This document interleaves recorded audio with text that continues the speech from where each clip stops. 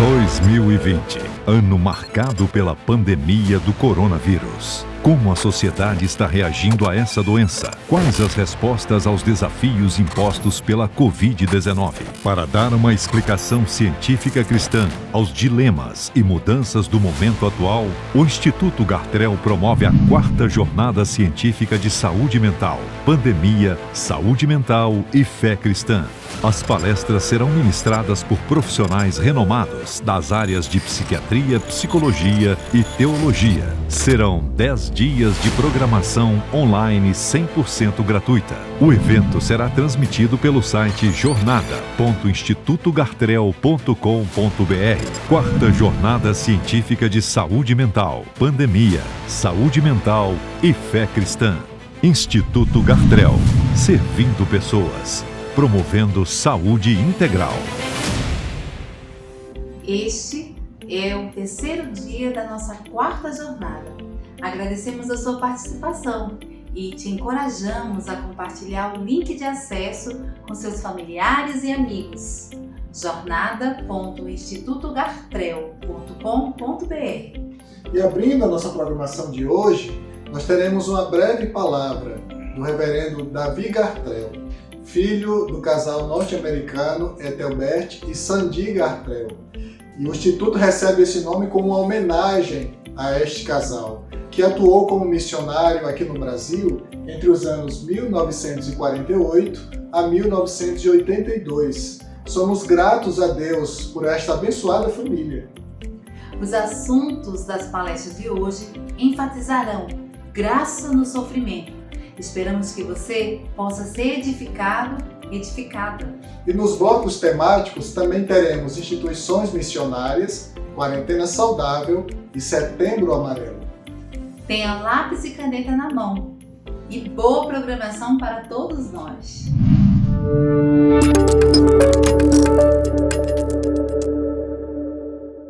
É muito gratificante participar um pouquinho desta jornada, trazendo saúde mental e espiritual, também cuidando de cada pessoa emocionalmente, fisicamente e espiritualmente.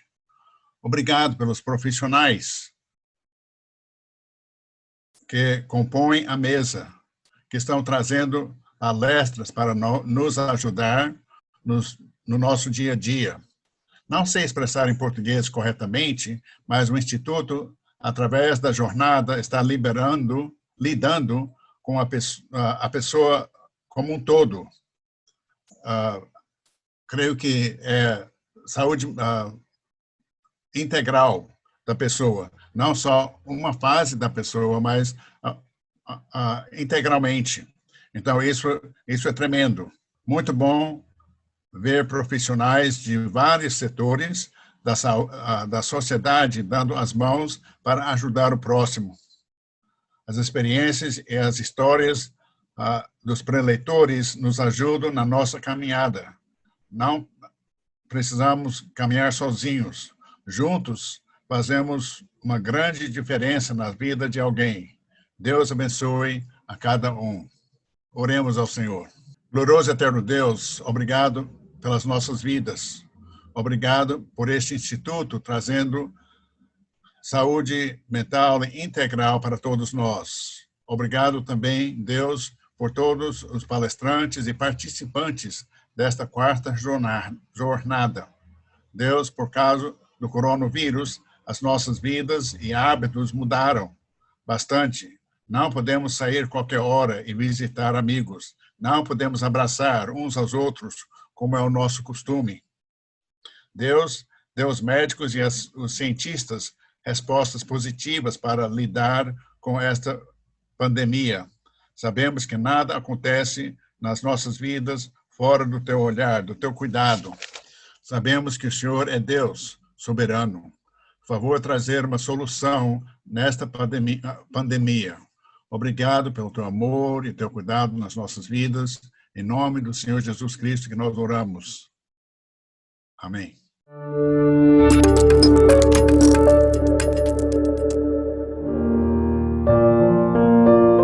Olá, eu sou o pastor Carlos de Asas de Socorro Queria saudar a todos os participantes da 4ª Jornada de Saúde Mental do Instituto Gartrell, na pessoa da doutora Eloide Botelho, e agradecer por este privilégio que nós temos de compartilhar por algum tempinho o Ministério e as ações de Asas de Socorro no Brasil. Nós estamos completando agora 65 anos de atuação. Asas de Socorro é uma organização cristã que tem a missão de atender os povos mais carentes e mais isolados, especialmente na Amazônia. Nós estamos na nossa sede em Anápolis, Goiás, onde temos a nossa escola de aviação, preparando pilotos missionários para atuarem especialmente na Amazônia, e temos outras 3 bases, uma em Manaus, no Amazonas, Porto Velho, em Rondônia, e também Boa Vista, Roraima. Nestes dias de pandemia, nós também temos desenvolvido várias ações emergenciais para assistir às necessidades das nossas comunidades. A nossa superintendente Eunice Bueno vai compartilhar conosco um pouquinho do que nós temos feito nestes dias de pandemia. Quando a pandemia chegou, o primeiro momento nosso de equipe foi tentar entender o que era isso, como é que a gente ia se comportar. Nós tínhamos acabado de fazer uma agenda para o ano todo, tínhamos feito uma reunião com os parceiros e já tínhamos a primeira ação agendada, que era uma ação para o sul do Amazonas. E de repente a gente precisava cancelar tudo. E logo a gente teve as informações de que eles estariam sem suprimentos, porque os municípios eles fecharam as fronteiras e pararam os barcos. Então, o barco que subia o rio, que levava as comidas, que levava as coisas para vender, ou que até levava algum dinheiro de auxílio, não estava circulando. Então eles não tinham, além disso, eles não tinham também combustível. Agora, sem combustível, nem eles conseguiam chegar na cidade. Então, junto com outros parceiros, tanto de Lábrea como de Pauini, nós nos unimos e conseguimos organizar uma viagem que seria uma viagem de entrega de material, de comida, daquilo que a gente conseguisse levantar. Asas de Socorro fez uma campanha, essa campanha trouxe alguns recursos, mas ainda não era o suficiente. Com essa articulação, nós ganhamos de outros doadores as cestas, e então o recurso que nós tínhamos a gente colocou em logística e colocou em algumas outras coisas, como kit de saúde para os agentes comunitários de saúde, mais instrução, mais informações para eles. Também mandamos material para as crianças, para eles conseguirem fazer alguma atividade de colorir, de brincar e tal. E foi uma ação que demorou no Rio 8 dias, fora todo o tempo que foi de articular, de montar, e de muitos voluntários que se envolveram. Mas o testemunho de todos que foram à viagem é que havia uma gratidão imensa no olhar, no sorriso das pessoas e a fala comum entre elas: ai, que bom que vocês lembraram de nós.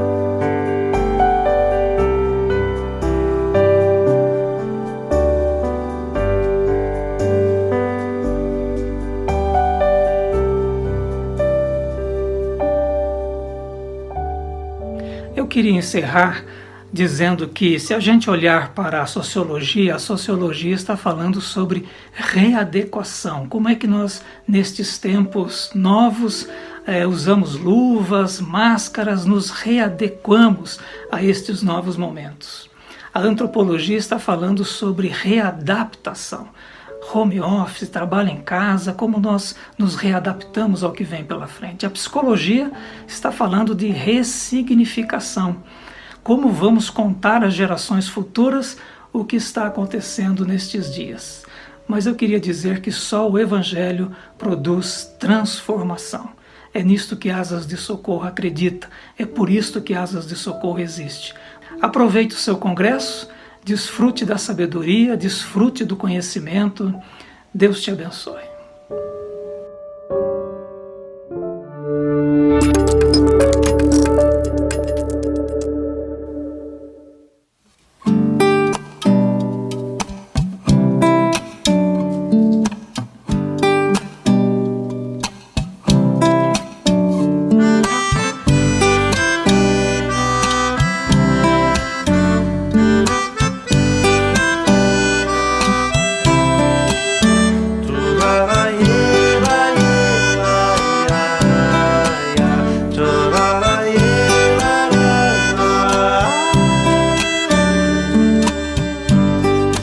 Mesmo imperfeito como sou, quero abrir meu coração e te louvar, te engrandecer, pois só tu és o meu Senhor. Mesmo sabendo quem eu sou, cuida de mim com teu amor.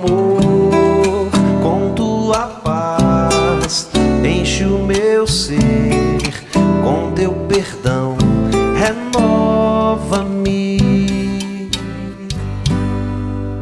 Sei que tu estás aqui, há uma expressão de amor, sinto tua presença em mim, quero te louvar. Sei que tu estás aqui, há uma expressão de amor, sinto tua presença em mim, quero te louvar.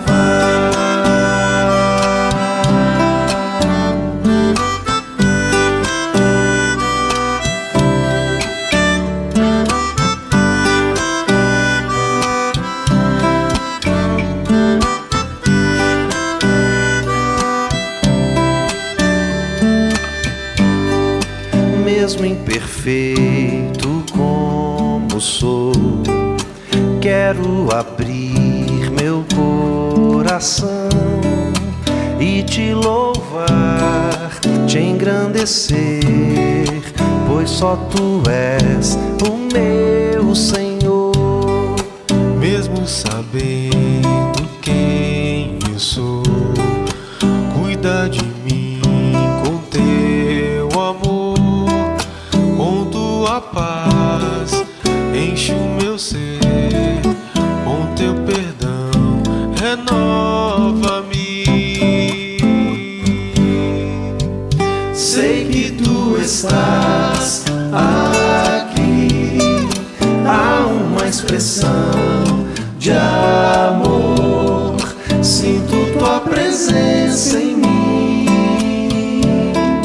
quero te louvar.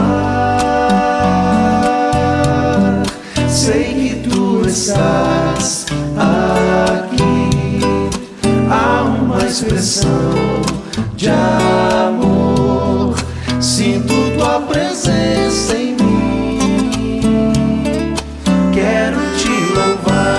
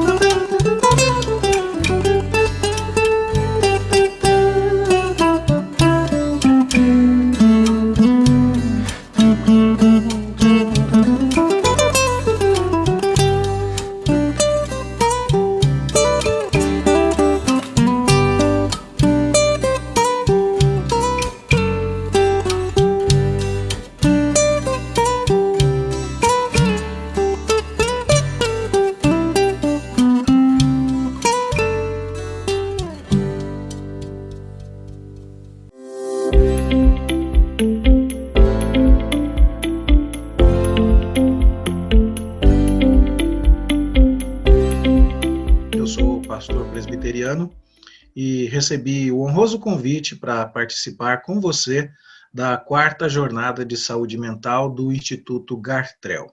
O tema que me foi passado está relacionado à graça no sofrimento. E como pastor, como servo de Deus, como seu irmão em Cristo Jesus, eu gostaria de compartilhar com você uma lição importante da Palavra de Deus sobre isso. Enquanto pensava a respeito do texto bíblico a compartilhar com você, eu procurei prestar atenção ao tema e aos objetivos desta jornada de saúde mental. E pesquisando estes assuntos, junto aos proponentes da jornada, eu encontrei que entre os objetivos específicos deste evento estão refletir sobre as implicações e prejuízos da pandemia e do isolamento social, abordar isso à luz da fé cristã e oferecer orientações seguras e encorajamento aos participantes. E é isso que eu gostaria de fazer com você.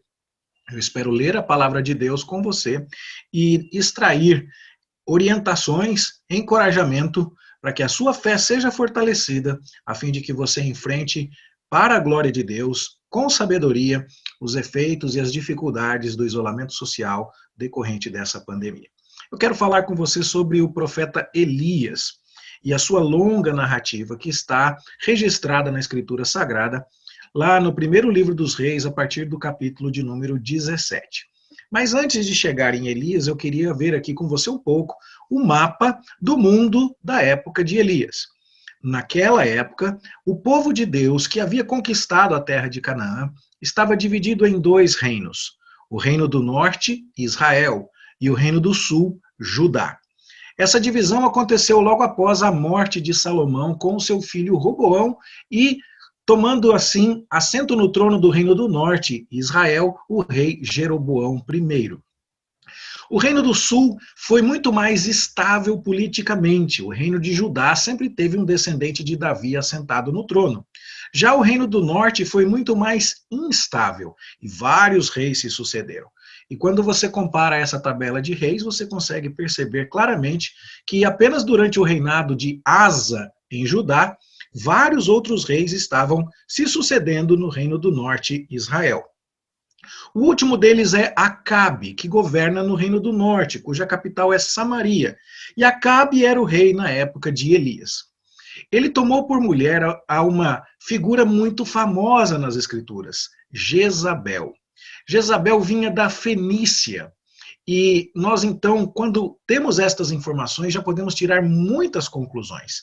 Ela era filha de Etbaal, rei dos Sidônios. E isso já também nos passa alguns recados, porque Etbaal, que era o nome do pai dela, significa Baal está vivo. E Jezabel, que era o nome dela, significa onde está Baal. E quando Acabe se casa, neste casamento político com a filha do rei dos Sidônios, ou seja, Tiro e Sidom são cidades-estado da Fenícia, Jezabel vem para o reino de Israel trazendo consigo o ídolo Baal na bagagem. E esse é um problema sério, porque a idolatria agora está oficializada no meio do povo de Deus no reino de Israel. Baal era considerado o deus da chuva, o deus da vegetação, o deus da vida, o deus dos trovões, e a sua semente era jogada sobre a terra, o seu sêmen era lançado sobre a terra com a chuva. Assim interpretavam seus adoradores. Ele era casado com a deusa Astarote, às vezes chamada de Azená, às vezes chamada de Istar, e eles tinham em adoração a Baal rituais que envolviam sexo cerimonial, dada a atribuição de fertilidade que era feita a Baal. E então você já consegue imaginar como isso tudo trazia sérios perigos de imoralidade, além da idolatria, para o reino do norte. Isso foi tão sério que essa foi a causa pela qual Deus levou o reino do norte, o reino de Israel, ao cativeiro. Deus entregou os israelitas, os membros do reino do norte, à escravidão e à destruição nas mãos do Império Assírio, de tal modo que a cidade de Samaria, capital do reino, foi destruída completamente. E a população que ali estava foi miscigenada de forma proposital pelos assírios. E a gente acaba percebendo isso porque quem acabou sobrando em Samaria foram os samaritanos, que seriam uma espécie de judeu vira-lata, sem pedigree, sem origens religiosas definidas, sem origens étnicas definidas. E essa é a razão pela qual, nos tempos de Jesus, você vai ver, inclusive, a grande rivalidade que acaba se desenvolvendo entre judeus e samaritanos. Pois bem, nós estamos agora, então, no Reino do Norte, Israel. Acabe é o rei, Jezabel é a rainha, Baal está sendo adorado. E, de repente, surge nesse cenário um homem tesbita, que vem da cidade de Tisbe, que você deve conseguir visualizar aí no mapa. Elias. Nós não sabemos mais nada a respeito do início da sua vida. Ele simplesmente aparece. Mas a sua aparição é gloriosa, é muito estrondosa, por assim dizer, porque o profeta já aparece com o dedo no nariz do rei. Essa idolatria está sendo condenada a Acabe. E para que você saiba que Baal não manda aqui, que não é Baal quem alimenta este povo, que não é Baal quem faz chover, que não é Baal quem dá comida e que tudo isso que você está fazendo está errado, não vai chover enquanto Deus não mandar. E isso era uma consequência que Deus já havia previsto quando colocou o povo na terra prometida. Moisés, no livro de Deuteronômio, quando prega há poucas semanas de o povo atravessar o Rio Jordão e tomar posse da terra de Canaã, ele diz: guardem-se quando vocês estiverem na posse da terra, para que vocês não se enganem e sirvam a outros deuses, que era exatamente o que estava acontecendo. Porque Deus vai se irar contra vocês e ele vai fechar os céus, de maneira que não vai haver chuva. E é exatamente isso que está acontecendo. E Elias vai invocar essa maldição da aliança que Deus estabeleceu com o seu povo através de Moisés no livro de Deuteronômio, dizendo ao rei Acabe: tão certo como vive o Senhor, Deus de Israel, perante cuja face estou, não vai chover segundo a minha palavra. A ideia é que não é Baal quem vive e governa, mas é o Senhor Deus, é Yahvé. E que Elias está perante a face desse Deus, assim como Acabe também está. E a sua idolatria é loucura. Aliás, o nome de Elias serve para mostrar a Acabe o tamanho do seu erro. O nome de Elias significa: meu Deus é Yahvé. Você pode adorar a Baal, Acabe, mas o meu Deus está escrito no meu nome. O meu Deus é Yahvé. Eu sirvo ao Senhor Deus de Israel. E ele vai mostrar a você que é o Deus verdadeiro, porque não vai chover. Elias fala a verdade e sai correndo. Às vezes a gente tem vontade de fazer isso, não é mesmo? Diga a verdade e saia correndo. Foi uma frase que eu vi uma vez no para-choque de um caminhão. E ele vai se esconder do rei Acabe, porque, afinal de contas, agora o reino está debaixo da sentença trazida pelo profeta. Não vai chover. E Elias se esconde no riacho de Querite, que é um afluente do Rio Jordão. E ele vai para o outro lado do rio, como você pode perceber, para se esconder da ira de Acabe. E não está chovendo. E o riacho pode secar. E a comida vai ficar cada vez mais rara. E apesar da sentença de Deus sobre todo o reino, Deus sustenta o profeta. E ali no riacho de Querite, escondido de Acabe, Elias é sustentado. E Deus manda a ele pão e carne. É a primeira ocasião nesse relato que nós percebemos a semelhança que há entre Moisés e Elias. E se depois você conferir com um pouco de tranquilidade o texto de Êxodo, capítulo 16, nos versos 8 a 12, você vai verificar que o Senhor sustentou a Moisés e também ao povo de Israel, mandando as codornizes e mandando o maná. E agora, então, você começa a perceber uma grande semelhança, a partir deste ponto, na narrativa entre Moisés e Elias. Você lembra que Moisés falou com o faraó e disse que o Deus verdadeiro precisava ser adorado pelo seu povo e que era para deixar o povo ir? O ministério de Moisés começa ali numa confrontação ao faraó. E você percebe que, por causa da obra que Moisés conduz, a obra de Deus que Moisés lidera, Deus também sustenta o povo com pão e carne. Acontece que o rio se seca, a seca é grande, e então Deus aparece a Elias com uma nova missão. E diz: Elias, você vai agora até Sarepta. Note, é perto da terra de onde veio Jezabel. Jezabel era filha do rei dos Sidônios, lá em Sidom, lá em cima. E agora Deus fala, Elias, você vai até a terra de Sarepta. Não é para fazer uma missão importantíssima como aquela de colocar o dedo no focinho do rei, mas é para ser sustentado por uma viúva lá em Sarepta. E Elias vai até lá. São 160 quilômetros de viagem. E agora Elias vai se colocar exatamente no território onde Baal é adorado. Baal foi trazido da Fenícia para Israel. E agora é na Fenícia que Elias vai anunciar que o Senhor é o Deus verdadeiro. Ele já havia dito isso ao rei Acabe dentro dos limites de Israel.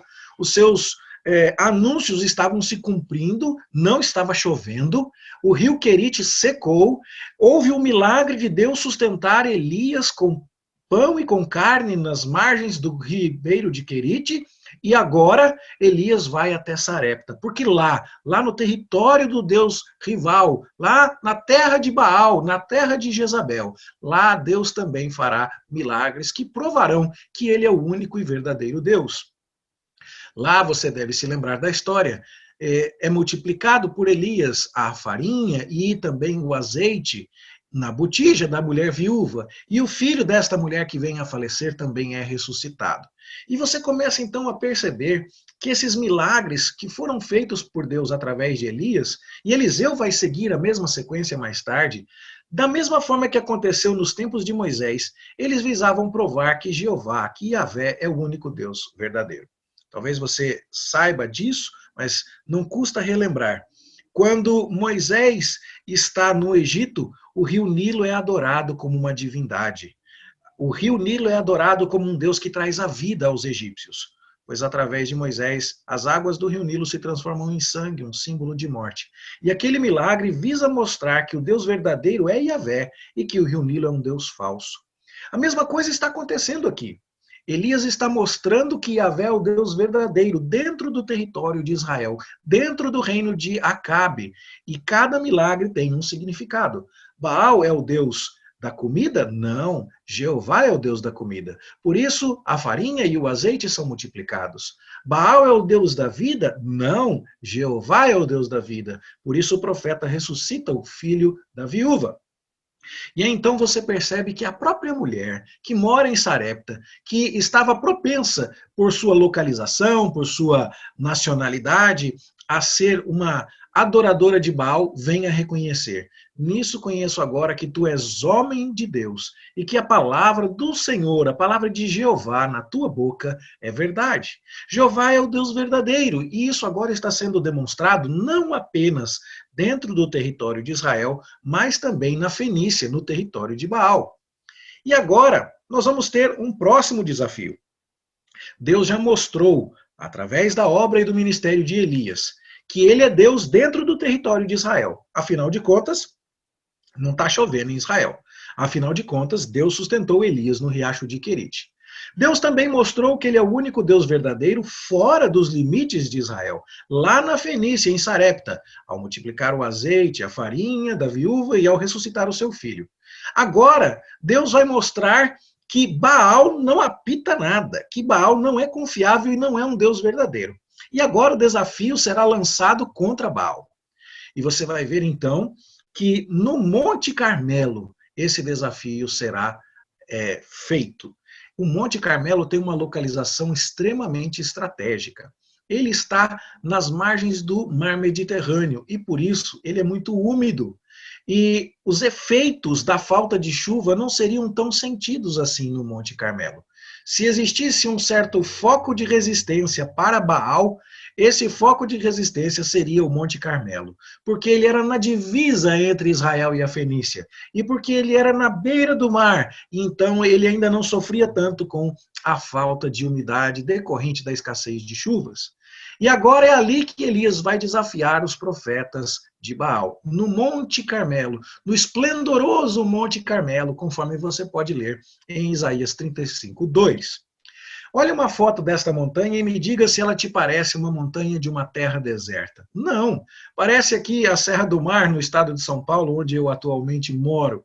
E isso é importante, porque seria como se Baal tivesse o mando de campo Baal estava jogando em casa, a torcida era dele, o território era o dele, e Deus desafia Baal no seu próprio território. E aí então vem o desafio. Vamos ver qual é o Deus que responde com fogo vindo do céu. Essa também era uma das qualidades atribuídas a Baal, mas apesar de seus seguidores e adoradores se retalharem durante todo o tempo e sofrerem inclusive a zombaria de Elias, Baal não responde com fogo vindo do céu. E agora, para deixar claro que não há nenhuma trapaça, nenhuma sabotagem, Elias, então, vai colocar o altar do Senhor em ordem, vai seguir a ordenação da lenha para a queima do sacrifício de acordo com a lei mosaica. Ele vai fazer o sacrifício no horário estipulado para a adoração sacrificial no livro de Levítico. E ele vai seguir a lei de Deus em todos os detalhes.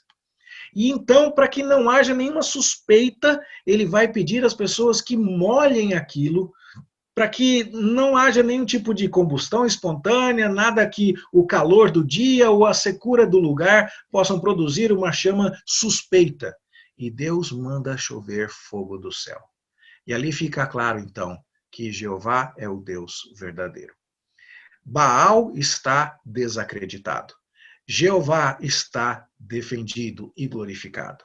Deus alimentou Elias no ribeiro de Querite. Deus suspendeu as chuvas. Deus alimentou a viúva de Sarepta. Deus alimentou o filho dela. Deus ressuscitou o filho dela. Deus fez chover fogo do céu no Monte Carmelo. E Baal não fez foi nada.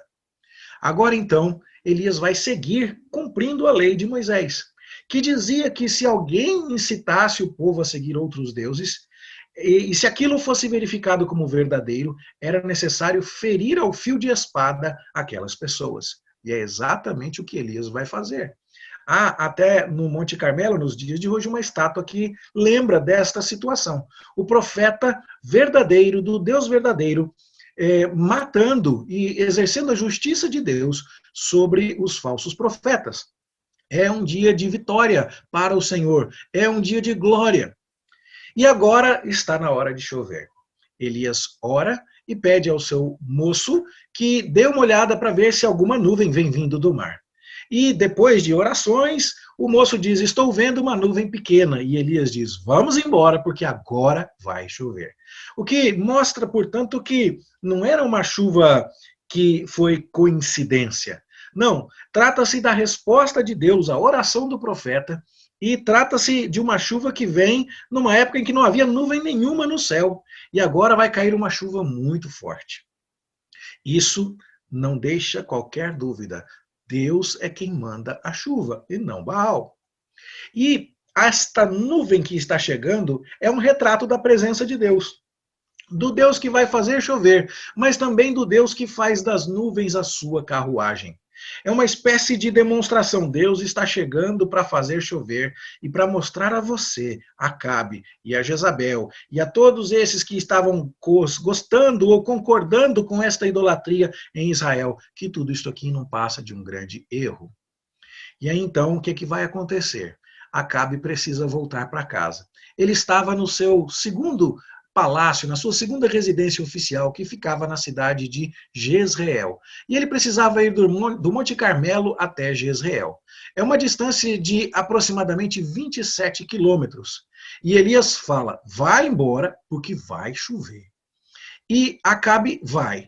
Mas se você percebe a geografia, você vai entender que as nuvens estavam vindo do oceano e que Acabe estava se dirigindo ao interior do continente. Então, as nuvens estariam, de certa forma, perseguindo a carruagem de Acabe. E se Acabe conseguisse correr e chegar antes da chuva, alguém poderia dizer, você escapou de Deus. Mas não é isso que acontece. Acabe corre, mas Elias corre a pé, à frente da carruagem de Acabe. Parece um desperdício enorme de energia. Por que Elias corre 27 quilômetros na frente de uma carruagem com cavalos? Para dar a entender e deixar manifestamente claro que o profeta do Senhor, na força do Senhor, é mais poderoso do que o rei Acabe com Baal e com os seus cavalos. Elias corre na chuva, numa época de pouca alimentação. um homem que não era um maratonista, nem meio maratonista, corre 27 quilômetros à frente de uma carruagem. E isto mostra que Deus está muito à frente de Acabe, porque Elias corre primeiro. Deus está atrás de Acabe, porque a nuvem vem do oceano. Deus está sobre Acabe, porque a chuva se derrama sobre ele. E então vai ficando cada vez mais claro que Acabe está completamente injustificado na sua idolatria.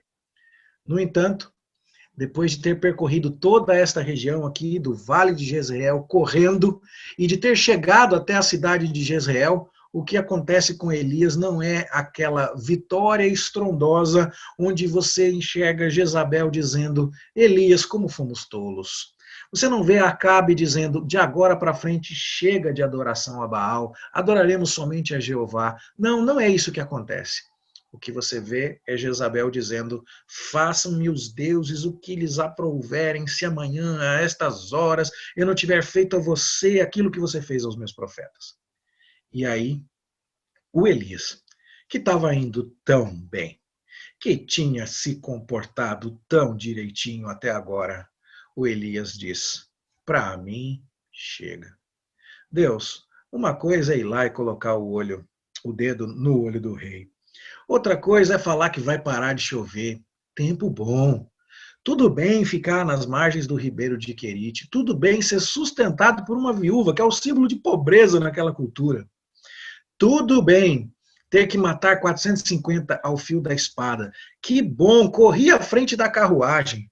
Mas não está adiantando nada. Acabe não muda de ideia.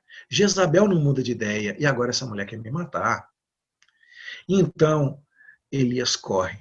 E ele vai parar na cidade de Berseba.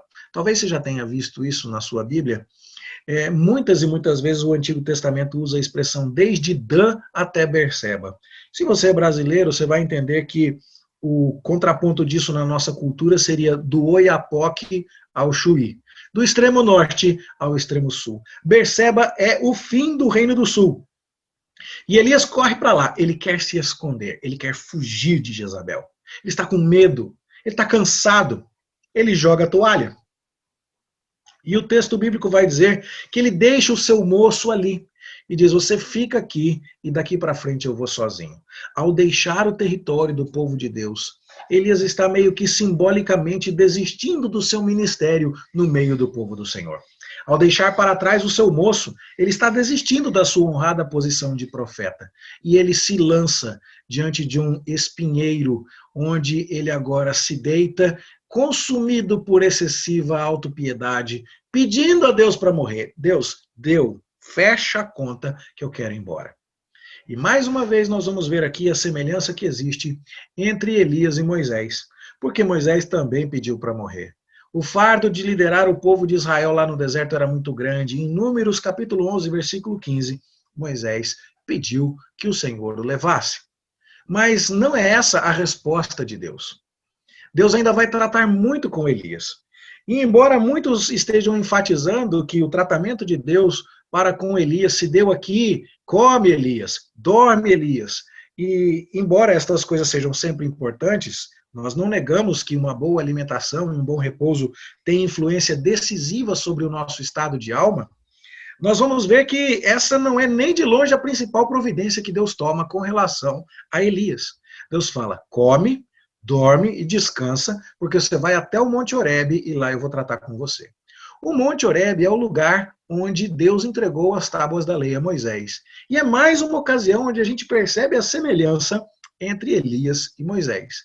E agora, de Berseba até o Monte Sinai, Elias vai percorrer cerca de 40 dias e 40 noites, um total de 400 quilômetros, para chegar no lugar onde Deus vai tratar com ele. E quando Elias chega lá, Deus pergunta a ele: o que você está fazendo aqui, Elias? É curioso, porque é lógico que Deus sabe a resposta a essa pergunta. Deus sabe as respostas das perguntas que a gente nem sabe fazer. E o que Deus queria? Deus queria ouvir o profeta e o seu desabafo. E isso seria feito de tal forma que nós hoje ainda poderíamos aprender as lições dessa interação do Senhor com o seu profeta. Elias, então, rasga o coração para Deus e vai falar sobre as razões da sua tristeza.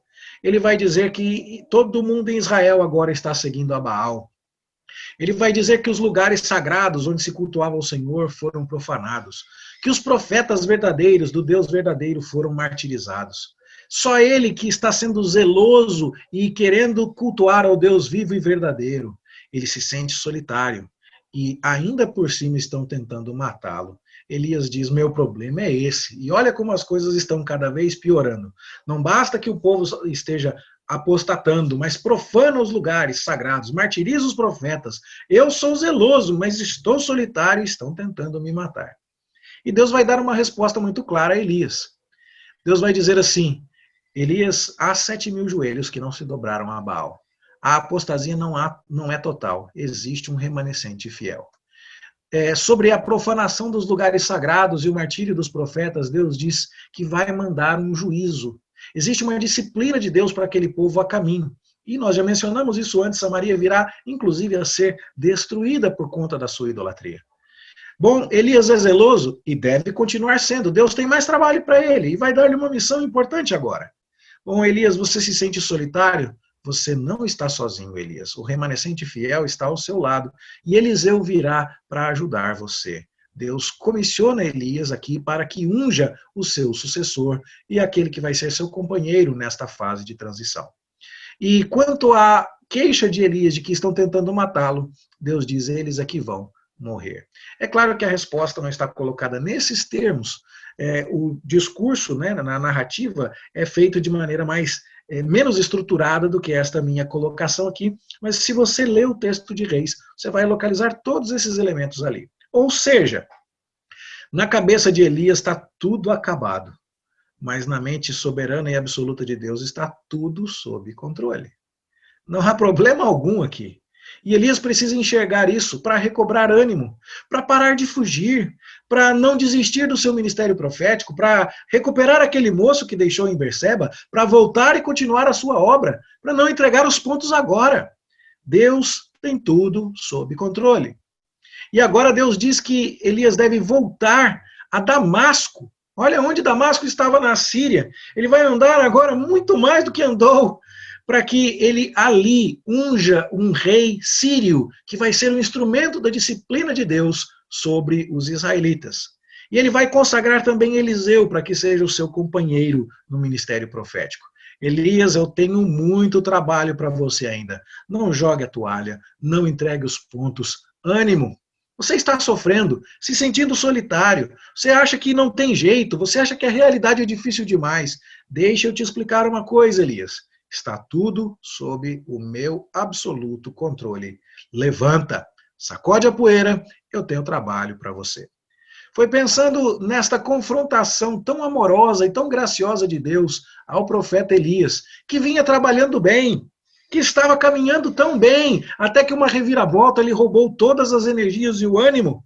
Foi pensando nisso que eu entendi que deveria compartilhar com você a história de Elias para falar sobre a graça no sofrimento. Sofrimento que pode incluir, sim, privações, como estar à beira do riacho de Querite. Pode incluir problemas como estar na Fenícia e ser acusado por uma mulher de que a morte do filho dela se deu por sua causa.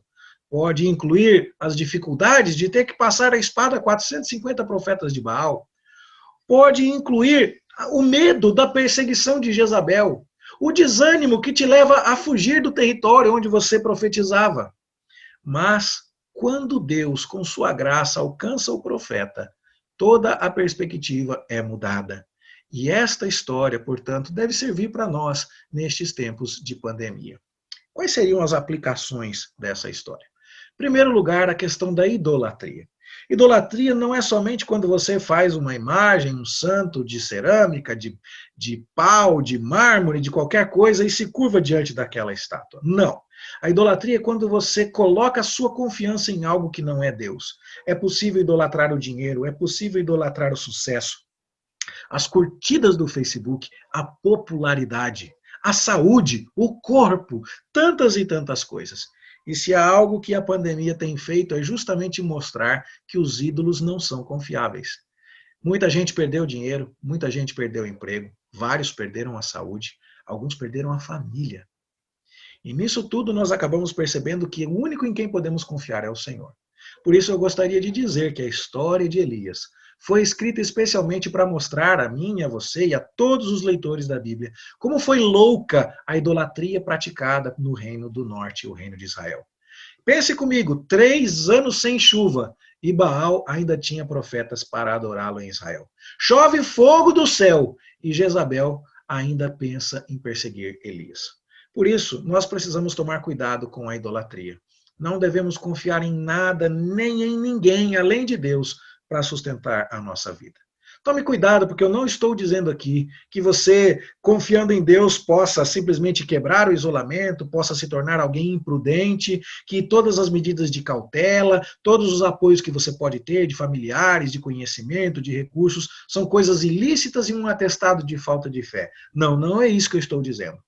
Mas o que eu afirmo, com base na palavra de Deus, é que você e eu devemos observar muito bem onde é que o nosso coração está, ou não está, encontrando descanso. Acabe e Jezabel confiavam em Baal, e Elias estava dizendo, o meu Deus é Jeová. Ele fraquejou, mas Deus o buscou com a sua graça, e colocou o coração dele no lugar certo. Confia em mim, Elias. Confia em mim, Márcio. Confia em mim. Complete essa frase com o seu nome. Depois, a questão da segurança. A tolice da idolatria de Acabe e de Jezabel é contrastada nesta narrativa com a segurança que Deus ofereceu ao profeta fiel. Na beira do riacho, um profeta é sustentado por corvos. Na casa de uma viúva, Deus faz surgir comida. Depois de 3 anos de seca, Elias ora e Deus faz chover. As circunstâncias eram difíceis, sim. Não estava fácil a vida para ninguém ali, mas o cuidado de Deus para com Elias superava todas as dificuldades. E isso não quer dizer que o rei não vai te perseguir. Isso não quer dizer que de vez em quando pode faltar farinha, que às vezes até o filho da viúva pode morrer. Isso não quer dizer que você e eu não enfrentemos muitas lutas e que essa pandemia não nos traga muitos problemas. Mas esta narrativa deixa claro que só em Deus, somente nele, vamos encontrar a nossa verdadeira esperança e o nosso único refúgio. Deus é o único refúgio verdadeiro e seguro. Sobre solidão, este texto tem uma palavra interessante para nós. É claro que ele não foi escrito para falar, em primeiro lugar, que nós nunca estamos sozinhos, porque 7.000 joelhos não se dobraram a Baal. O texto foi escrito para mostrar a loucura da idolatria. Mas aquele que combateu a idolatria com as suas forças e fraquejou nelas e se sentiu solitário, ele clama a Deus e Deus diz, Elias, você não está só. E nós podemos aprender, principalmente de outros textos da Escritura, que não estamos sozinhos. Nós fazemos parte de um povo, a igreja do Deus vivo e verdadeiro. Somos todos selados pelo Espírito Santo que nos identifica com o nosso Salvador e faz de nós uma nação única. E se no isolamento social por conta da pandemia experimentamos o sentimento de solidão, coisa que Elias também experimentou no que se referia à sua fé, Deus abriu os olhos do profeta para que ele visse que as coisas não eram bem assim. E nós podemos abrir os olhos da fé também para entender que no mundo todo, que sofre com as consequências da pandemia, há um povo de Deus que estará conosco para todo sempre. Esta solidão, este isolamento, tem dia e hora para acabar. Nós não sabemos quando é. Oramos para que seja logo, mas nós sabemos que um dia estaremos todos juntos ao lado do nosso Redentor, celebrando a comunhão perfeita e eterna. Estamos unidos pela fé a milhões de cristãos no mundo. Fazemos parte de um povo que está misticamente unido ao Salvador e que será reunido gloriosamente no último dia. Isso também não significa que você não deva fazer ligações telefônicas, mandar mensagens, procurar conversar de maneira segura, procurar se encontrar, se for o caso, de maneira segura com pessoas. Claro que você deve fazer isso com todas as cautelas, mas se isso não lhe for possível, você precisa sempre se lembrar que você não está sozinho definitivamente. Você pode experimentar alguma solidão agora, mas você é parte da família de Deus. Bom, o sofrimento de Elias parecia intenso porque ele olhou para todo o seu esforço e achou que não estava dando resultado. Ele achou que perdeu tempo, porque afinal de contas, depois de matar os profetas, o Baal continua sendo adorado e o Acabe não se converte e a Jezabel não muda de ideia. As aflições de Elias, no entanto, estavam servindo sim ao propósito de Deus. Na cabeça de Elias não estava dando certo, mas Deus tinha um propósito muito maior. Aquelas aflições de Elias produziram a glória de Deus como provedor de Israel. Quando Deus sustenta Elias, Israel aprende quem é o verdadeiro provedor. E nós que estamos lendo essa história 3.000 anos depois ainda estamos sendo edificados. O sofrimento do profeta não foi inútil. Ele serviu a uma causa divina. E como acontece com Elias, como aconteceu com Elias, Deus ainda não acabou o que deseja fazer em nós e através de nós. Deus ainda quer que a nossa vida seja mantida e é por isso que estamos aqui. E Ele tem um propósito para ela. Nós devemos viver para a sua glória, testemunhar do seu amor. Enquanto respirarmos, ainda há trabalho a ser feito na causa do Evangelho. Talvez você e eu não possamos entender ou enxergar todas as razões agora, do mesmo jeito que Elias não foi capaz de entender tudo. Mas nós podemos aprender com este profeta que nada nos está acontecendo fora dos soberanos propósitos divinos. Saber que Deus faz tudo com um motivo bom e amoroso pode nos encorajar em dias difíceis. Quinta aplicação, perspectiva. Nós não precisamos esperar que a pandemia passe para ganhar ânimo. Elias não precisava esperar que Acabe morresse para ganhar ânimo. Nós não precisamos esperar que as circunstâncias mudem para encontrar encorajamento. Acabe ainda estava no trono e Deus falou, Elias, já para Damasco. O ânimo e o encorajamento podem ser recuperados enquanto as circunstâncias ainda estão adversas, se nós formos capazes de enxergar as coisas pela perspectiva de Deus. Isso aconteceu com o profeta Abacuque. Ele estava desencorajado por ver a injustiça e Deus revela os seus planos e Abacuque diz, aviva a tua obra no decorrer dos anos, ó Senhor, faze-a conhecida. Abacuque entendeu as coisas de Deus, ele viu o Senhor, o tempo dele estava difícil ainda que a figueira não floresça, os currais não haja gado, o produto da oliveira minta, eu vou me alegrar no Deus da minha salvação. E por quê? Não porque a realidade mudou, mas porque os olhos do profeta foram capazes de enxergar ao Senhor. A mesma coisa aconteceu com o apóstolo João. Ele estava preso na ilha de Patmos, a igreja estava sendo perseguida, muitos haviam sido mortos por causa do evangelho, e, no entanto, João vê a glória de Deus e o Cristo ressurreto lá no céu. E ele percebe, então, que está tudo sob controle, e que apesar das coisas estarem bem difíceis aqui na terra, tudo anda conforme o planejado lá no céu. Ou seja, entender as coisas da perspectiva de Deus, enxergar Deus, pode trazer profundo encorajamento, mesmo que a realidade não mude. O remédio de Deus para superarmos o problema nem sempre é remover os obstáculos e suavizar o caminho. Deus às vezes deixa a luta lá, para que os nossos olhos subam e olhemos para Ele. Apesar das lutas, nós vamos sempre encontrar consolo na visão da glória de Deus. Aqui embaixo as coisas podem estar difíceis. Em Israel a coisa pode estar complicada, mas em Horebe Elias viu ao Senhor. Entendeu a vontade, o plano, a soberania de Deus. É o que aconteceu com Abacuque, aconteceu com o apóstolo João. E como Pedro precisou aprender, nós também. Pedro estava dentro do barco e Jesus o chama, venha. E ele começa a caminhar em direção a Cristo. E ele estava indo bem. Mas quando ele prestou atenção na força das ondas e no mar bravio, ele começou a afundar. E só quando Cristo falou assim, por que você duvidou? E aí Cristo estende a mão e com a sua graça vai lá puxar o Pedro. Olho em Cristo, meu irmão, minha irmã. Olho nos seus planos soberanos e não nas circunstâncias. E esta perspectiva diferenciada haverá de abençoar a sua vida. Eu termino citando que nada disso faria qualquer sentido se nós tentássemos obedecer a todas essas lições preciosas de Elias à parte da pessoa do Senhor Jesus Cristo. Nós não temos essa força, nós não temos essa capacidade. Nós somos como o primeiro Adão que lá no Jardim do Éden, com tudo a favor, desobedeceu a Deus. Comeu o que não devia comer, escutou a voz da serpente. E nós não conseguimos nos desembaraçar destas cadeias nas quais nos colocamos sozinhos. Nós precisamos de Jesus Cristo, o segundo Adão, aquele que em condições adversas no deserto não comeu o pão que o diabo lhe oferecia.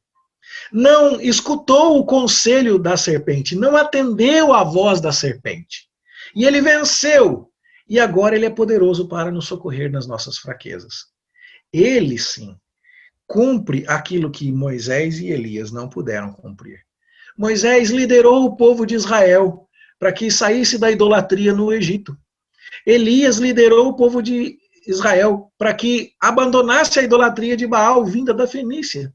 Mas você percebe que a obra destes dois homens era imperfeita, provisória, não era completa. Mas o Senhor Jesus Cristo, aquele que nos livra de todo o pecado, ele sim é quem realmente nos capacitará a cumprir todas estas questões. E o que é curioso é que no Monte da Transfiguração, quem é que aparece ao lado do nosso Senhor Jesus Cristo? Moisés e Elias. Esses dois líderes que não terminaram a obra e que pediram para morrer porque a obra era difícil demais de fazer, estão agora conversando com aquele que vai terminar todas as coisas. E o assunto da conversa, isso é maravilhoso, é delineado em Lucas capítulo 9, verso 31. Se você ler o Evangelho de Lucas, Jesus vem falando sobre tomar a sua cruz, segui-lo e tudo mais, e na sequência você vê que no Monte da Transfiguração, Moisés e Elias estão conversando com Jesus sobre aquilo que vai acontecer em Jerusalém. E o que é que vai acontecer em Jerusalém? O Filho de Deus vai morrer.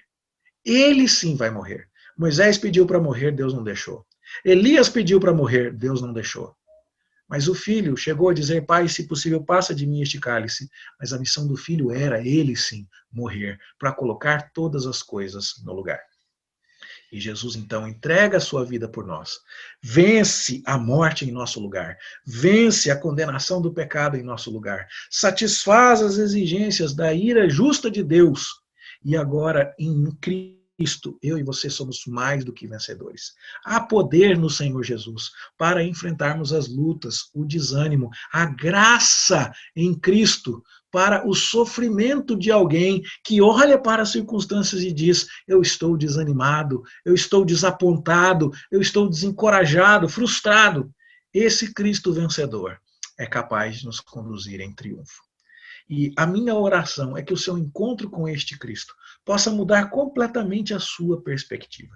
Ele disse que no mundo teremos aflições, mas ele disse que era para termos bom ânimo, porque ele já venceu o mundo. Ele disse que está conosco todos os dias até a consumação dos séculos. E nele, nós sabemos, a vitória. E a minha oração, portanto, é que se em algum momento você que já teve lá as suas conquistas, você que já olhou para Elias e falou assim, eu pareço com ele, eu mandava bem no começo, eu já tive ali meus dias de glória, eu insisti, eu lutei, só que eu também pareço com ele, porque agora eu estou cansado, agora eu estou desanimado, agora eu só quero uma sombra, eu só quero é comer e dormir, ficar no meu lugar, eu já joguei a toalha, eu já desisti. A minha oração é para que você olhe para tudo aquilo que Moisés e Elias tentaram e não conseguiram, mas eles apontavam para esse Cristo que ia fazer aquilo que eles jamais poderiam fazer. Você olhe para esse Cristo e diga, nele eu sou mais que vencedor. Que esse Cristo corrija a sua perspectiva, que esse Cristo te dê um senso de propósito, que esse Cristo te faça se sentir sempre acompanhado, jamais solitário, que esse Cristo encha o teu coração de ânimo no meio desta pandemia. E que você, no momento em que você estiver desejoso de se entregar ao desânimo, você se lembre dessa história e você pergunte a si mesmo, o que é que você está fazendo aqui? E aí você fala o seu nome. O que é que você está fazendo aqui? Desanimado desse jeito. Se Deus tem tudo sob controle, se Deus está tomando conta de todas as coisas, olha para Cristo, olha para o seu Rei, olha para aquele que te fez mais que vencedor. Levanta, a graça de Deus para você. Vai servir, vai trabalhar, que Deus o ajude. A minha oração é que a palavra de Deus abençoe o seu coração e que isso promova profundo encorajamento, paz, graça no seu coração. Fique com Deus, que Ele o abençoe em nome de Jesus. Amém.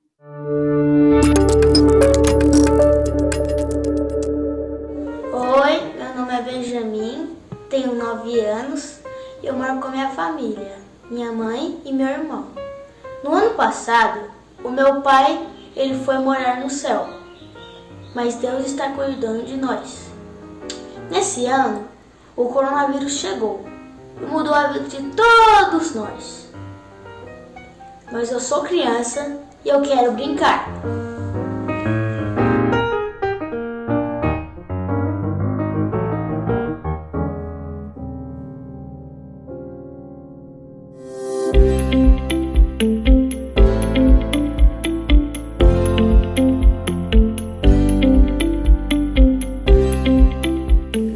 Prazer estar com vocês nessa quarta jornada de saúde mental. Eu fui convidado para trazer uma palestra para vocês, mas eu confesso que eu me sinto muito pequeno para trazer qualquer consideração a um grupo tão seleto de pessoas, e vejo naqueles que estão tendo a oportunidade, esses sim, de trazer uma palestra, tanta gente muito qualificada e muito mais qualificada do que eu para falar para vocês, não só filósofos, médicos, psicólogos, psiquiatras, advogados, educadores, gente que pode trazer uma contribuição da ciência e da experiência para um grupo seleto como esse que está aqui. E me foi proposto um tema. Eu sou só um pastor, e por isso fiz questão de gravar para vocês dentro do meu ambiente, a minha igreja, a Igreja Presbiteriana de Botafogo, aqui no Rio de Janeiro, e falar das coisas do meu coração. O tema que me propuseram é Eu venci a Covid-19, mas eu vou mudar um pouquinho esse tema. Eu vou falar para vocês da minha experiência ao ter que enfrentar a Covid-19 que ninguém conseguiu vencer. Mas eu quero falar um pouco do meu coração. Dizer primeiramente que eu sou pastor. Há quase 30 anos como pastor, sou casado, tenho 2 filhos já homens, o meu mais velho casado.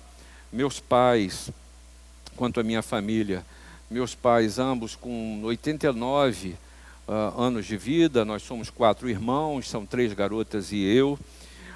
Meus pais 60 anos de casados, os 2 adoecidos, meu pai com uma comorbidade muito séria, ele desenvolveu uma demência frontotemporal e, de repente, no mês de maio, nós vimos nosso pai com febre, ainda as pessoas sem saber direito os protocolos ou o que fazer, ninguém sabia muito o que fazer, levamos o pai para um hospital, e aí ele foi internado, não pudemos vê-lo, não podíamos contactá-lo, não podíamos falar com ninguém. O hospital só dizia que o contato era uma vez por dia e eles que iam nos procurar. E essa procura normalmente não se dava e a gente insistia, pedimos para médicos amigos, ficamos absolutamente tontos. O fato é que em uma semana, meu pai faleceu no dia 10 de maio. E a gente ficou sem chão, absolutamente sem chão. Meu pai falece, a gente o sepulta, uma semana depois, ou 10 dias depois, minha irmã mais velha, a Célia, uma pós-doutora na área de geriatria, ela que teve um contato maior com meu pai, ela também é acometida, precisamos interná-la e ali ela ficou, pela graça de Deus ela se livrou. Pouco tempo depois, perdemos um tio, internado, em 2 dias ele estava morto. Minha mãe, há pouco tempo atrás, começou a desenvolver uma febre, fez exames, eu a levei para fazer exames, e ela estava com infecção muito grave, e, para nossa surpresa, ela já tinha sido infectada pela Covid-19, e ela era uma assintomática, e seus reagentes, eu não sei como se chama, estavam em índices altíssimos, né? E nisso tudo que eu quero dizer para vocês, e esse é o meu testemunho, e talvez por isso eu tenha sido indicado para falar para vocês, é da minha experiência, o que foi passar por isso e que mensagens eu tiro dessa experiência. A maior delas, sem sombra de dúvida, eu não posso falar de um universo que não seja esse que senti, é sobre o exercício da fé. A gente pode se declarar crente, presbiteriano, todos nós somos, de 4ª, 5ª geração de presbiterianos, mas uma coisa é ouvir dizer que é, e outra coisa é a gente passar por situações que nos levam a depender de Deus ou a precisar de compreender o momento em que estamos vivendo. E aí eu quero dizer uma coisa também que permeia muito essa minha palavra. Como pastor, a gente não está livre de passar por essas circunstâncias e de todo o comprometimento emocional, psicológico, teológico, de convivência, relacional, que leva a uma situação assim. Como vocês, profissionais da área de saúde, vocês que militam na saúde mental, também podem passar. E muitas vezes a gente é obrigado a dar aquilo que a gente não tem nem para a gente mesmo. E a gente pode se descobrir assim: o que eu falo não permeia a minha mente e o meu coração. O racional não está conectado com aquilo que as minhas emoções insistem em sentir. E aí uma das coisas que eu percebi, e que creio que vocês ensinam isso, né, é que o luto não é algo para ser evitado, mas é preciso ser trabalhado no nosso interior. E aí eu quero dividir com vocês 6 coisas que pude aprender nesse tempo.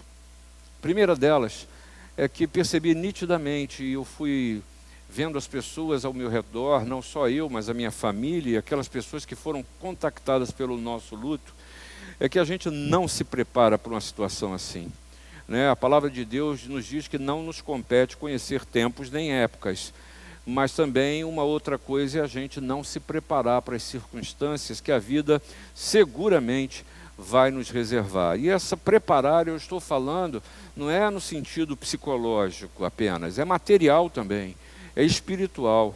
Porque se existe uma coisa que é certa na vida é a morte, né? A gente nasce para morrer, não tenha dúvida, mas a morte não está dentro de nós, né? Nós não fomos criados para morrer, mas o pecado nos oportunou essa realidade. Mas insisto em dizer, nós não nos preparamos e vamos passar por isso. E aí a minha experiência desse preparo, e eu não quero insistir no lado espiritual, quero falar de coisas práticas. A gente não se prepara, por exemplo, materialmente, né? No sentido de que, havendo falecimento, é preciso que a gente se prepare materialmente, porque há gastos, há consequências das coisas que aquele que parte vai deixar. E hoje, lidando com tanta gente comprometida pela Covid, falecida pelo Covid, a gente pode ver a desorganização das vidas das pessoas. Eu me lembro que fui tratar da certidão de óbito de meu pai, e no cartório me pediram a carteira o título de eleitor dele. Não fazia a mínima ideia que para tirar uma certidão de óbito se precisava de um título de eleitor. Exemplo muito simples, mas para dizer que as pessoas, elas não estão preparadas, a gente não se prepara para lidar, e isso no momento do luto traz sofrimento, e mais do que isso, traz conflitos e até dissolução de famílias, porque chega nessa hora, a questão material, ela tem um espírito, o dinheiro tem um espírito, que se a gente não colocar no lugar correto, ele sobe e assume uma importância muito além do que precisa ser. Você há de conhecer inúmeras histórias de ódios, acervos e de tratar, a dificuldade de tratar daquilo que fica. É preciso se preparar para isso. E não é dividindo os bens de alguém que ainda está vivo, mas é de ter a certeza de que as coisas estão cuidadas. É preciso um preparo de ordem psicológica, sem dúvida. Eu não preciso ir muito longe, porque tenho certeza que meus pares vão de compartilhar com muito mais profundidade nessa área, mas é preciso ter a cosmovisão da família. Cosmovisão, e aqui é alguma coisa que nós fomos acordados no meio da Covid. Meus pais com 89 anos, minha mãe teve 10 irmãos, são 11 filhos com ela. Desses 11 filhos, 5 já morreram. Todos estão na faixa dos 70 até 90 anos de idade. Ou seja, nossa família passou por décadas, quase 30 anos, sem que ninguém da família viesse a falecer. E nós estamos chegando num momento em que isso é natural que venha a acontecer. Não aconteceu, isso não fugiu ao controle de Deus. É claro que a surpresa pela rapidez como aconteceu o falecimento de meu pai, mas eu não posso deixar de me lembrar que ele tinha 89 anos, diabético, demente frontotemporal, já com a sua cognição extremamente limitada, tendo dificuldades de locomoção, e que o caminho natural era esse. E aí, nesse sentido, eu preciso aprender a lidar e olhar para a minha própria família, porque isso nos prepara para momentos assim. É preciso haver um preparo espiritual, porque aqui é que é a hora da prática da fé. A gente não entende, a morte a gente não entende. E eu quero dizer para vocês, e vocês devem saber disso, que quando a gente lida com isso, apesar de ler, de estudar, de saber, apesar de até de pregar sobre isso, na hora falta chão. Falta chão. E aí tem algumas coisas que a gente precisa tratar antes, como aquelas pessoas que quando chegam àquelas circunstâncias, são tomadas pelo aquele sentimento que eu vou chamar para vocês de e se? E se eu tivesse feito isso? E se eu tivesse feito aquilo? E na verdade isso não aquieta o coração, só traz inquietude. Porque você vive o pensamento da impossibilidade, que isso só machuca, só amargura, isso só traz diminuição do próprio raciocínio. E o exercício da fé em Deus, ele precisa continuar a crer que Deus estava no controle. Deus não deu a voltinha aí, meu pai faleceu, não. Deus continuou no exercício do seu plano, que é perfeito, que é maravilhoso. E é claro, a gente sabe, diz Paulo lá aos Romanos, no capítulo 12, versículo 1, que a vontade de Deus é boa, perfeita e agradável. Eu entendo que é boa, eu entendo que é perfeita, mas agradável Deus ainda está me ensinando. Mas aí vem a confiança em saber que o Senhor sabe de todas as coisas, eu não. E eu preciso, e você precisa, ao passar pelo luto, de viver um exercício espiritual de confiança na ação de Deus. Mas para isso é preciso um preparo emocional, um preparo espiritual, no sentido de reconhecer que eu e você só conhecemos em parte. Não adianta. E aí eu, como pastor, eu sou muito tentado. Acho que você também, profissional de saúde, você que lida com o ser humano, nós somos muito tentados a acharmos que temos o controle do ser humano, do ser humano, mas chão falta. Mas há circunstâncias em que a gente precisa lidar com a gente mesmo e a gente pode se pegar não preparado para enfrentar as realidades que a vida se nos reserva. A segunda coisa que eu quero falar para você, que a gente precisa lidar com isso, é com o luto, né? De não negar morte e, mais do que isso, de externalizar o que está sentindo. E aqui é uma dificuldade muito grande para uma sociedade, até num certo sentido machista, em que a gente precisa ter um autocontrole de emoções, e eu precisei lidar com isso, com o choro, em botar para fora que doeu, que eu sinto falta, que eu não entendo, que eu não compreendo o momento, que eu não quero passar por isso, que isso para mim não é bom, mas é preciso colocar isso para fora. Isso não é falta de fé, isso não é falta de espiritualidade. Eu insisto, isso é o exercício de uma humanidade que é sadia, que tem sentimentos. O Senhor nos fez assim. Por isso Jesus, quando esteve entre nós, como homem, ele externou os seus sentimentos. Lembra? Jesus participando, Jesus vivendo o luto da morte de Lázaro. Jesus ali, e a palavra de Deus faz questão de registrar. Jesus chorou.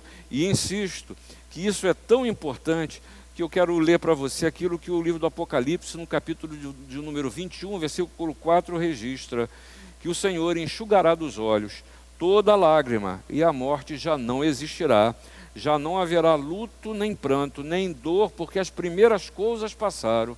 E se a palavra de Deus, e o Senhor nos mostra isso, é porque lágrimas existem, porque a morte ela existe, porque a gente passa pelo luto, pelo pranto, e essas coisas a gente precisa lidar e enfrentar, porque se o Senhor vai enxugar lágrimas, a gente precisa chorar, porque a gente é humano. É preciso que eu e você lamentemos as nossas perdas, não passe por cima disso e não tente se brutalizar, ou quem sabe criar uma casca de rinoceronte, como aparentemente essas coisas não fizessem efeito, porque fazem.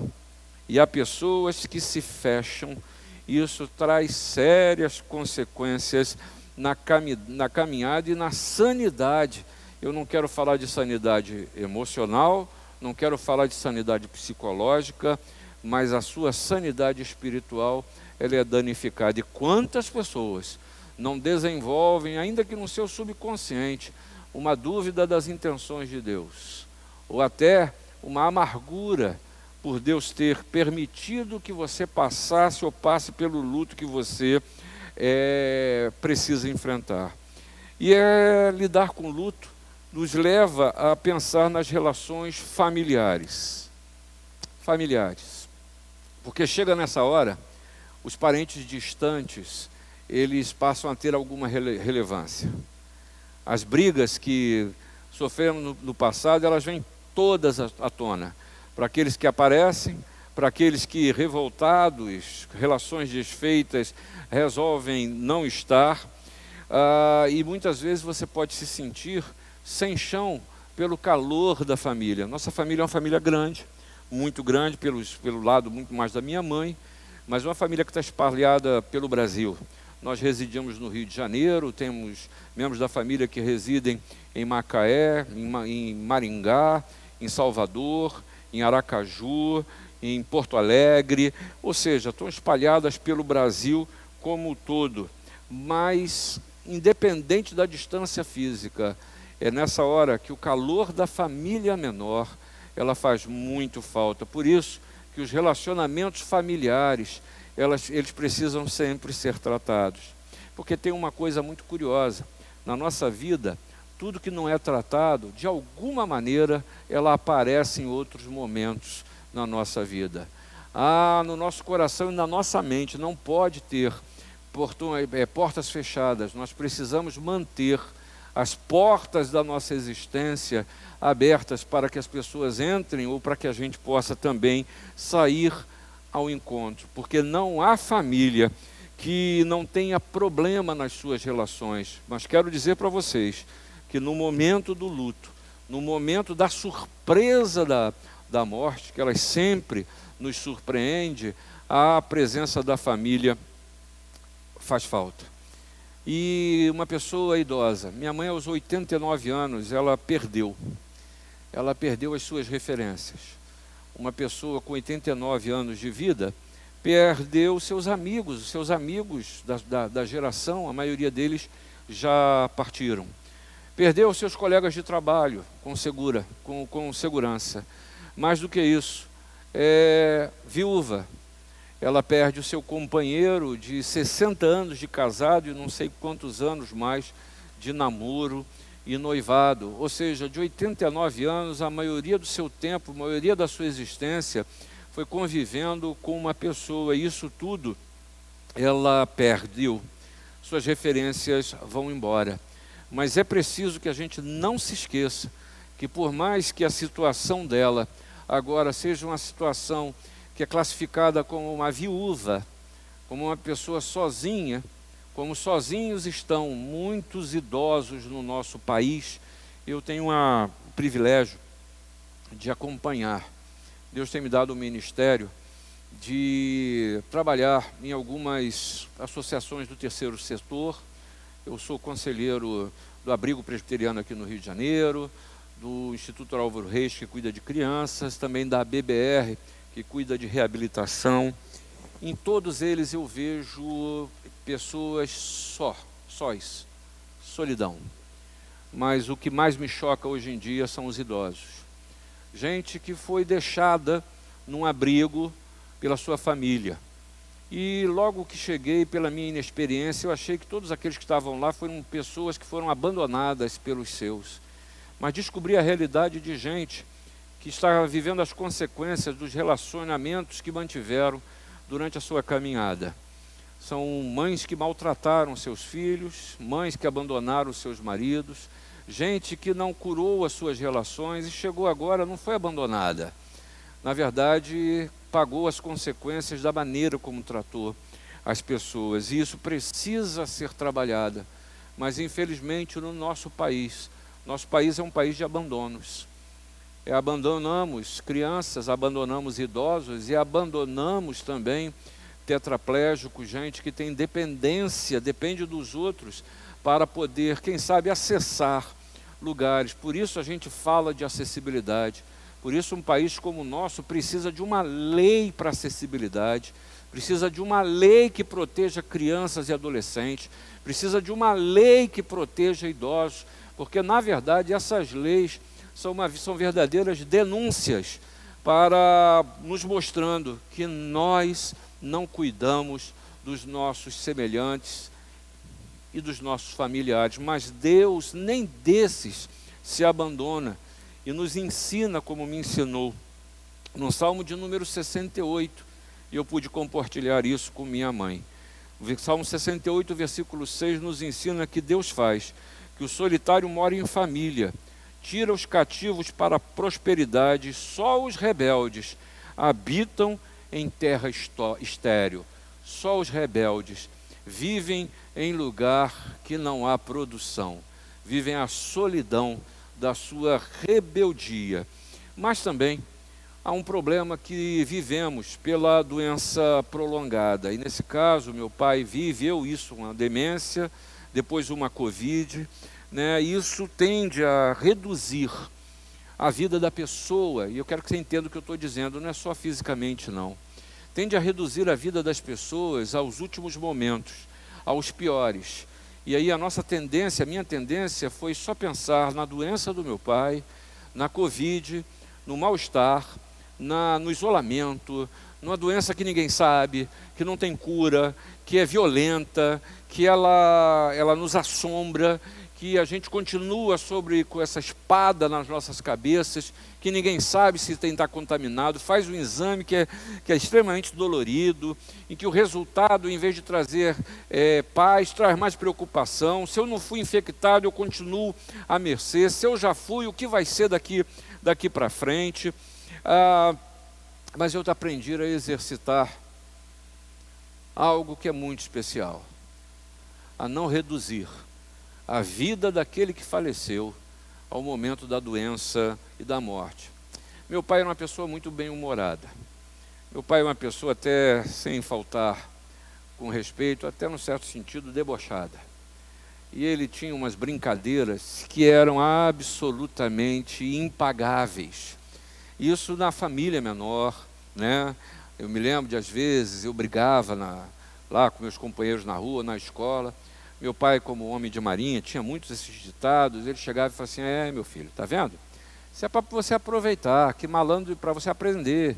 Malandro demais se atrapalha. Ou então eu cheguei, fui pegar um garotinho que era menor do que eu e apanhei dele. Meu pai, tá vendo? Boi deitado não é vaca, você precisa tomar cuidado, não achar que tudo é do jeito que você está vendo. E aí eu fui alimentado por esse bem-humor em algumas situações, que eu não vou contar aqui, claro, mas vividos até na própria vida da igreja, as brincadeiras que ele fazia com as pessoas. Ele chegava na porta da igreja e elogiava uma senhora, claro, amiga do coração, beijava a mão e dizia: como você está cheirosa. Para uma mulher idosa você está até bonita. E a senhora se sentia alegre, ria. Esse era o meu pai. E essas coisas alimentam. É preciso que a gente se lembre dos melhores momentos. E aí, também outra coisa transparece num momento assim, que pode acontecer, que você, ao olhar para as suas lembranças, precise tratar as suas amarguras na relação com aqueles que partem.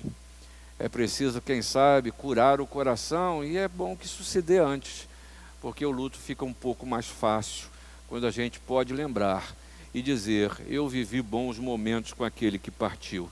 Porque há pessoas que não tratam as suas relações e ficam arrastando correntes com fantasmas emocionais e espirituais. E lembra do IC que eu falei antes? Eles surgem aqui nesses momentos também. Demorei um pouco mais nesse ponto, mas eu quero caminhar por uma terceira consideração que Deus me trouxe nesse tempo de luto que estou vivendo. Eu pedi muita consolação a Deus. Eu pedi a Deus que consolasse o meu coração, consolasse o coração da minha mãe. Eu sou um homem grande, 1,83 m de altura, minha mãe mede 1,51 m, pequenininha, frágil, mas uma mulher de muita fé, muita tenacidade, muita força pessoal. mas eu pedi ao Senhor que, ao ver aquela mulher fragilizada, sem poder ir sequer ao cemitério, que Deus pudesse consolar ao seu coração. E nesse sentido eu aprendi que Deus é empático. Eu aprendi não foi porque eu li não, é porque eu experimentei nesse momento. Deus, Ele empaticamente, Ele chora comigo, Ele vive o meu luto. Lembra-se de Lázaro mais uma vez. Jesus empaticamente, Ele acolheu aquela mulher adúltera, apesar dela estar errada, a lei apontada, pedras nas mãos, era só Ele dizer, vai, mata, cumpre. Não, Ele viveu o sofrimento daquela mulher que, apesar da situação dela, ela estava ali sendo julgada e não havia motivo para ela não ser apedrejada, mas Jesus empaticamente olhou aquela mulher e não as suas circunstâncias. Jesus, que olhou seus discípulos na tempestade, Ele não se preocupou no primeiro momento com a fé, ou com o fazer, não, Ele vai ao encontro, Ele foi ao encontro, e Deus nos acolhe, Jesus nos acolhe, e Ele é refúgio, Ele é fortaleza, Ele é socorro bem presente, e a gente não pode permitir que o momento emocional tolde a nossa fé, porque seguramente as lágrimas cessam. No dia da morte de meu pai, aqui é uma coisa muito marcante, muito simbólica. Meu pai faleceu no dia 10 de maio. É o dia do aniversário da minha irmã, de uma de minhas irmãs. É o dia. E eu orei muito por ela, porque agora, enquanto ela existir, o dia de 10 de maio, ela já me disse isso, o dia do 10 de maio agora não é mais o dia do meu aniversário, é o dia da morte de meu pai. E aí eu pedi ao Senhor que consolasse e tirasse isso do coração dela, que a saudade ficasse, que o marco histórico é irremovível, mas que isso não afetasse a alegria de viver e da criação que Deus teve a misericórdia de fazer na vida dela. E a cada dia, o Senhor, no lugar das lágrimas, vai deixando uma saudade. Ainda me pego chorando quando vejo alguma coisa que me lembra, quando ouço uma música que me emociono, quando alguma coisa me lembro, mas isso vai passando, vai se transformando numa saudade primeiramente dolorosa, mas depois ela vai adocicando.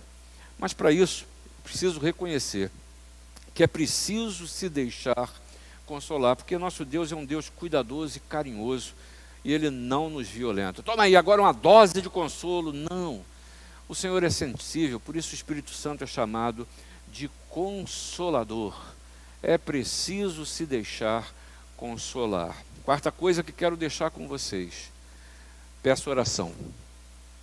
Não seja forte e achar que só você e Deus dão conta do todo. Não. Peço oração. Peço oração.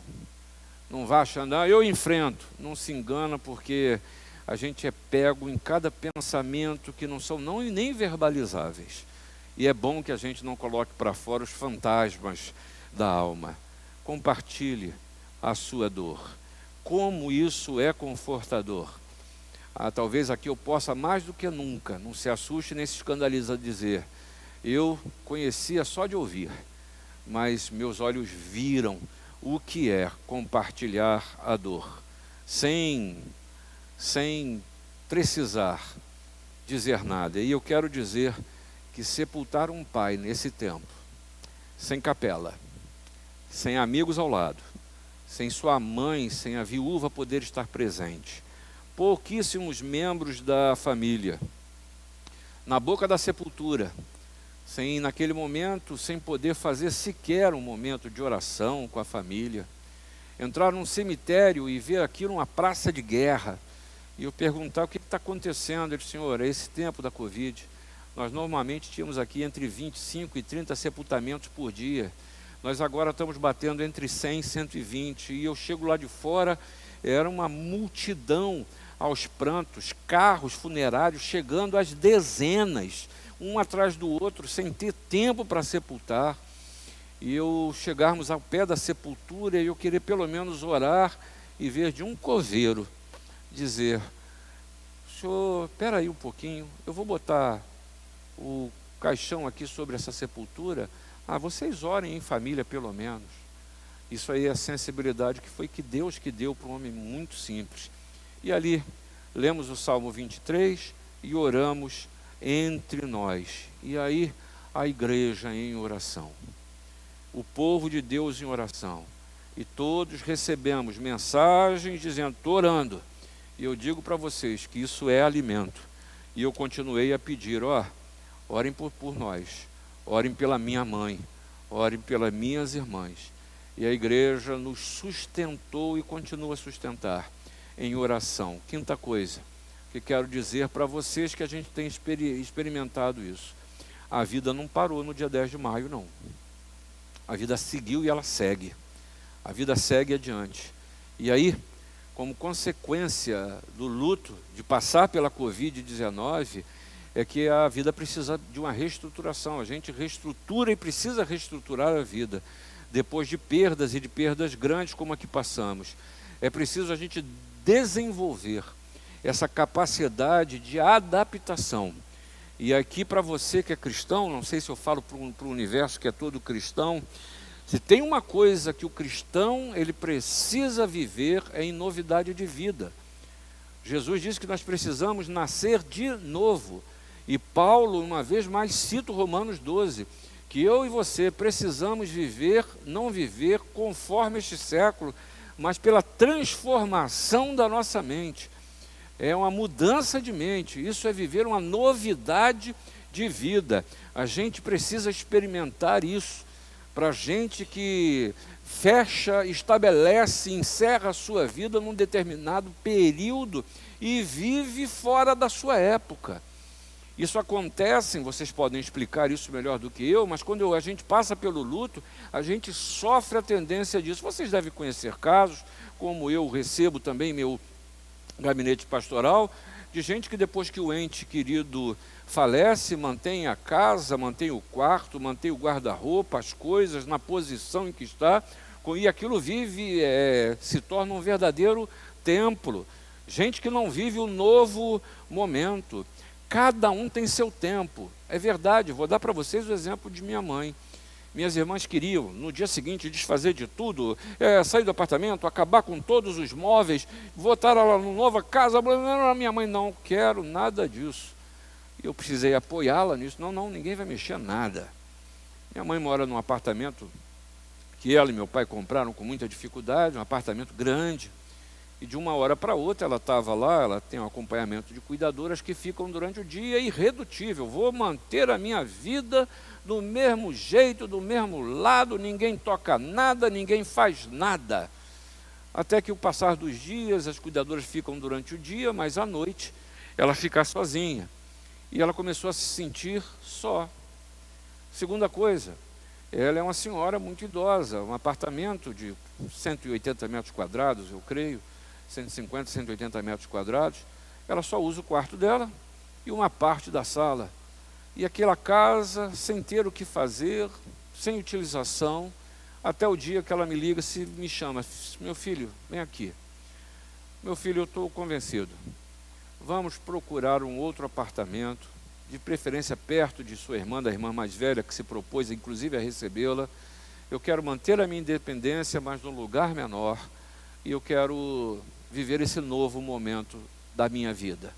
Eu louvei muito ao Senhor e corri, com medo dela mudar de ideia, mas não mudou.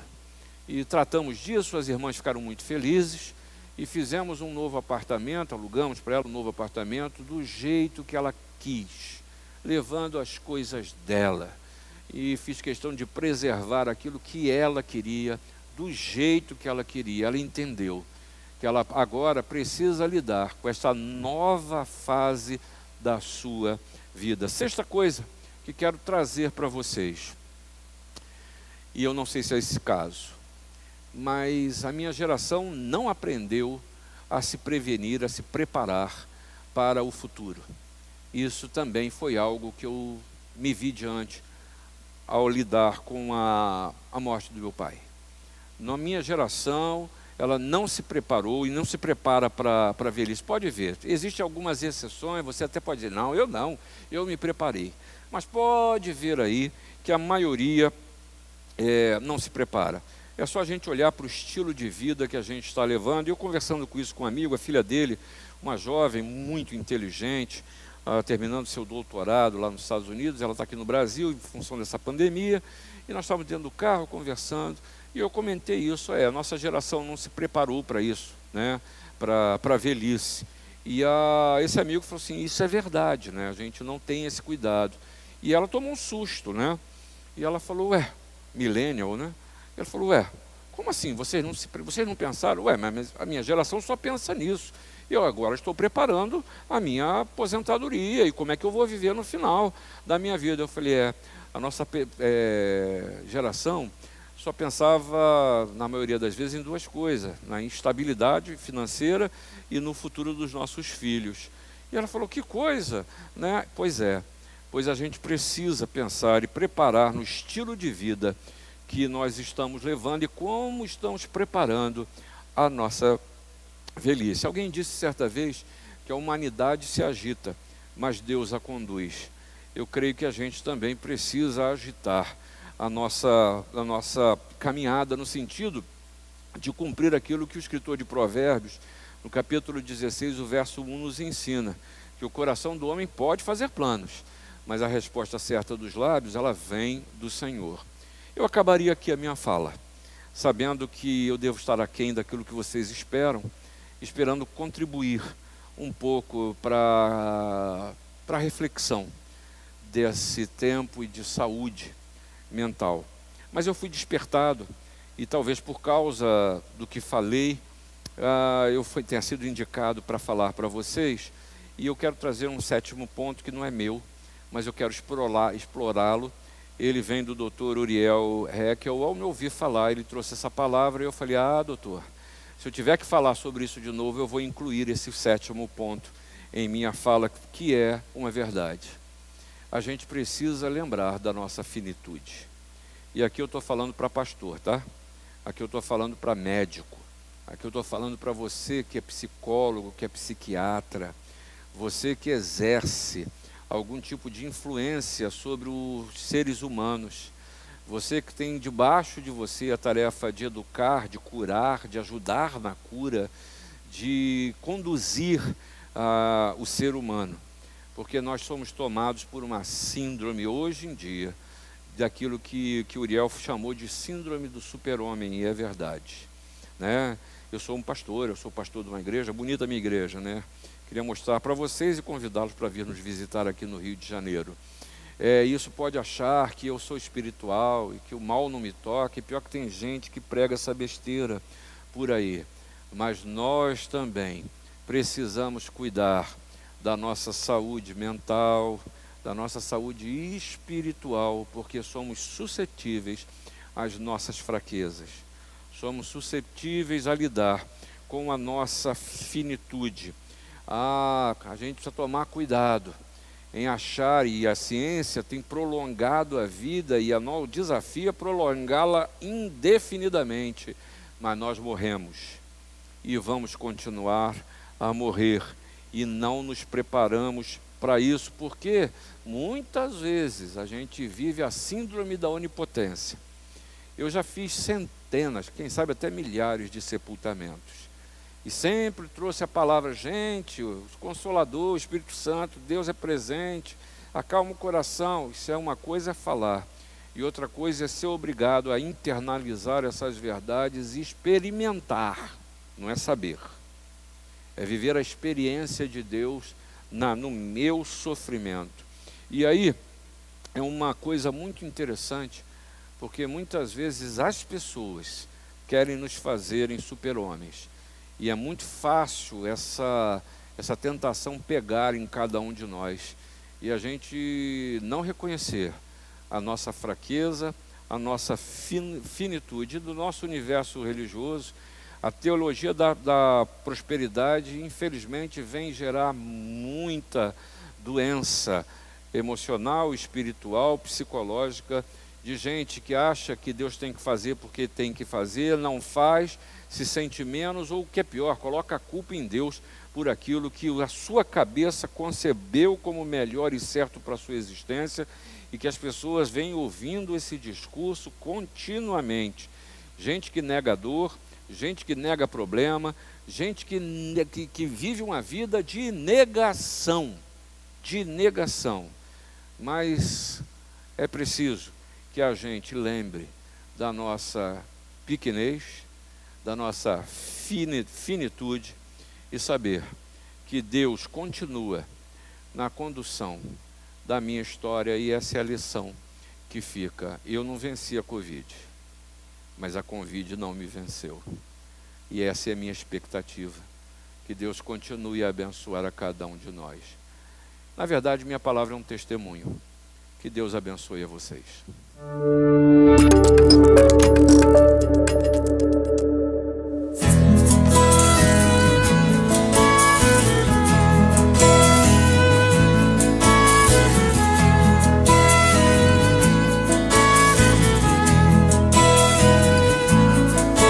O Senhor é o meu pastor, e nada, nada, nada me faltará. Deitar-me faz em verdes pastos e guia-me pra junto das águas tranquilas.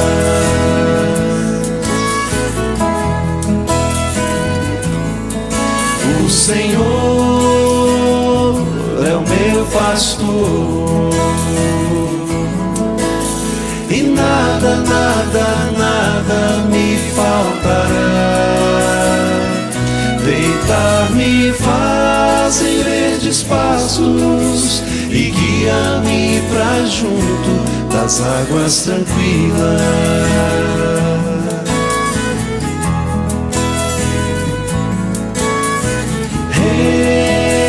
Refrigera minha alma e guia-me pelas veredas da justiça, por amor do seu nome, por amor do seu nome.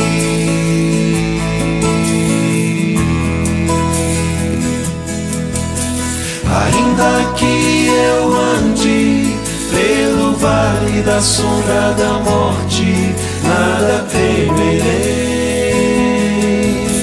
Ainda que eu ande pelo vale da sombra da morte, nada temerei.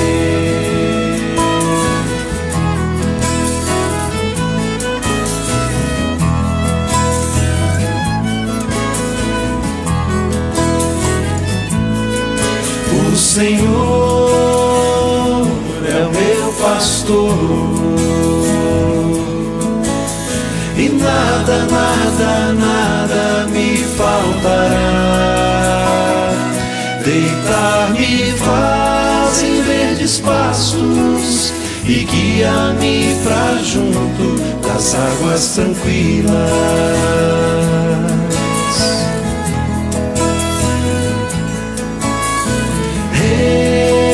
Refrigera minha alma e guia-me pelas veredas da justiça, por amor do seu nome, por amor do seu nome.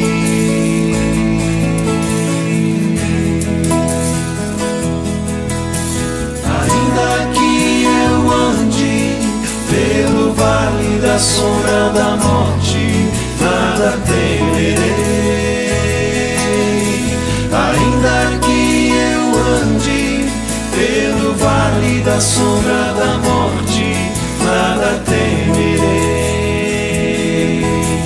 Ainda que eu ande pelo vale da sombra da morte, nada temerei. Ainda que eu ande pelo vale da sombra da morte, nada temerei.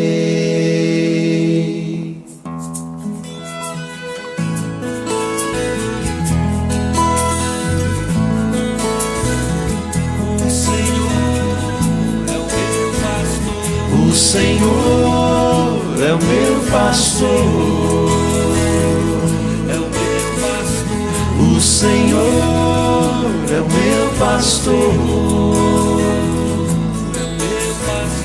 o O Senhor é o meu pastor, o Senhor é o meu pastor.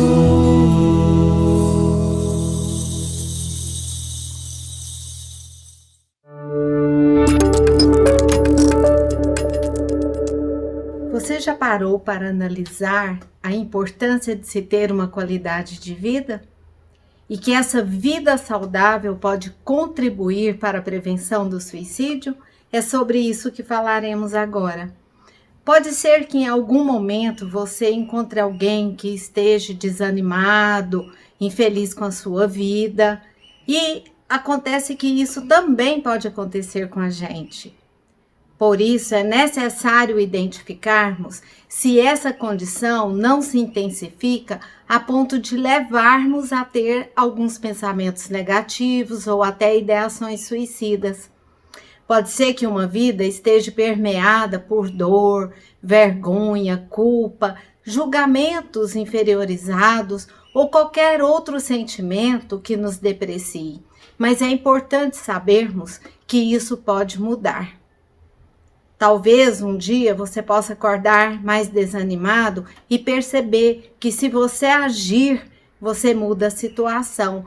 Nós, como seres humanos, não estamos imunes aos sofrimentos psíquicos, às angústias, mas também como seres humanos, nós podemos condicionar para que isso não piore, não intensifique. Devemos agir. Não podemos levar o problema para debaixo do tapete, por mais difícil que ele seja. E também é importante a gente identificar qual que é a diferença da vida e da morte. Não são os aspectos que a gente vive no dia a dia que determina isso, mas sim a maneira que nos posicionamos para poder enfrentá-los. Se você tem essa dificuldade, é muito importante você saber que isso é uma situação grave, que precisa de tratamento. Mas se você está me ouvindo agora, pode me perguntar, como melhorar essa qualidade de vida? Como prevenir o suicídio? Com algumas questões que são importantes você saber, vou te dar essas dicas. Você precisa entender que é fundamental você falar dessa dor. Isso vai eliminando os fatores de riscos. Também é muito importante você buscar alguma coisa que seja prazerosa. Talvez no início essa situação vai ser difícil para você agir, mas no decorrer da rotina desse comportamento, isso vai se tornando cada vez mais agradável, mais prazeroso para você. Também, muito importante você observar a qualidade de sono. Crie meios para que isso aconteça. É importante você estabelecer um padrão do seu sono. Se você tiver dificuldade, talvez no início você precise de algum medicamento, mas saiba que isso é provisório, vai passar. E também não ficar se culpando com interpretações falsas do tipo eu não presto, eu não sirvo para nada, Deus me abandonou. Isso não é verdade na sua mente. Procure enviar mensagens positivas, pensamentos que te façam sentir melhor. Verbalize isso também. E principalmente, busque uma intimidade com Deus. Apegue-se a Ele e acredite que Ele pode te aliviar e pode mudar a sua vida. Na Bíblia, nós encontramos várias mensagens de palavra viva que nos motivem a vencer. Não desista de você, não desista do seu amigo. Busque viver. Que Deus abençoe.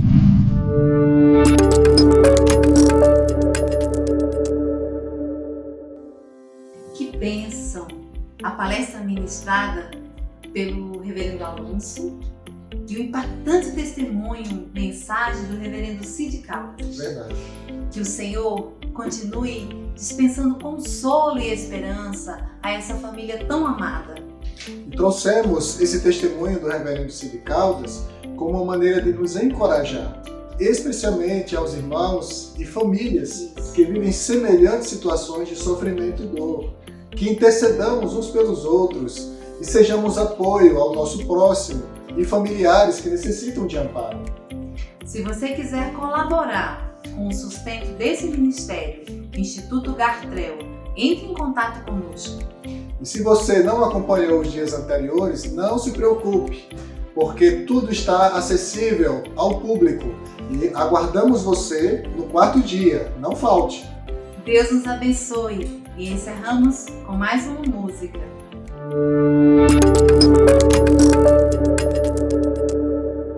Nós estamos aqui nesse tempo estudando, refletindo sobre o que a pandemia faz no nosso ser, com o nosso intelecto, com as nossas emoções.